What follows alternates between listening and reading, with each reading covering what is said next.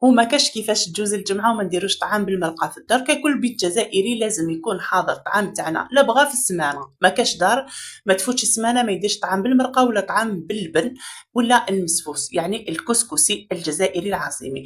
ايا معايا شوفوا الطريقة تاعي كيفاش ندير طعام وكيفاش نعاودو ويجيني على حبة واحدة. الطعام هذا افتلته في الدار، يعني كاين طريقة تاع المحلات كنت شاركتها معكم قبل، واليوم راح نديرو طعام اللي مفتول في الدار. انا جبت الطعام تاعي اللي كان مفتول في الدار، هذا فتلته في الدار قلت لكم، شديت الطنجره خدمت لاصوص، درت شويه تاع الزيت درت شويه تاع السمن، طرفت على اللحم والبصله كانت مقطعه غير بيدي، درت ملح فلفل الكحل والقزبر، هذا واش ندير في لي زيبيس، ومورف تاع طوماطيش عفوا فلفل مطحون عكري، ودرت طوماطيش مكرفجه حب، وخليتها حتى طيب، خليت المرقه تاعي طيب، ومن بعد جيت غسلت هذاك الطعام تاعي مليح. شوفوا نغسلوه ونخلو داك الماء يطلع من الفوق، اي شائبه تكون من الداخل تتنحى، نرمي داك الماء ومن بعد نقطرو في كسكاس ونغطيه ونخليه.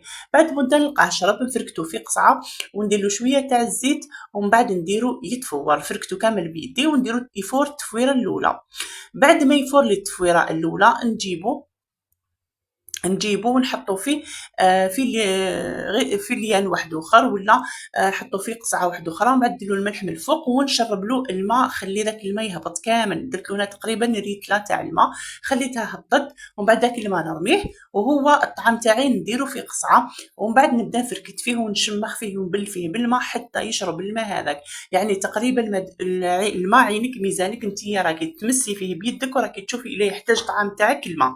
من بعدها عفوا بعد ما شربته غطيته طميته بيدي كامل باش يشرب مليح، وغطيته وخليته. جيت المرقه تاعي لقيت اللحم طاب، درت لها الخرشف وزروديه ولفت، بعدها طابوا شويه زدت رميت لهم برش تاع الكابويه اللي انا نحبه، وهذه اختياري. بعدها جيت لقيته شرب مليح طعم تاعي، دهنته بالزيت وفركتو مليح، هنايا كان ماشي محتاج الماء. شوفوا كي تعاودوا تفركتوه تفركيته ثانيه وتجي تلقاي بلي الماء راهو شارب مليح الماء، اذا كان محتاج الماء زيدي تشربيه وتفوريه. فورت التفويره الثانيه فقط لقيتو ماشي محتاج والو، طاب الطعم تاعي الله الله، دهنته بالسمن ودهنته بشويه تاع الزيت وقدمته، وهذا هو الطعام تاعي نهار اليوم. كانت المرقه تاعي طابت والطعام كان وجد وشوفوا كيفاش زينته، كنت درتو بالخرشف قلت لكم واللحم البقري. هذا هو الطعام تاعي نهار اليوم. الى عجبتكم الوصفه شاركوها مع اصحابكم، اعطوني رايكم، اسكو نتوما تعاودوا الطعام بهذه الطريقه وكيفاش تعاودوا الطعام تاعكم ومن اي ولايه، وسلام.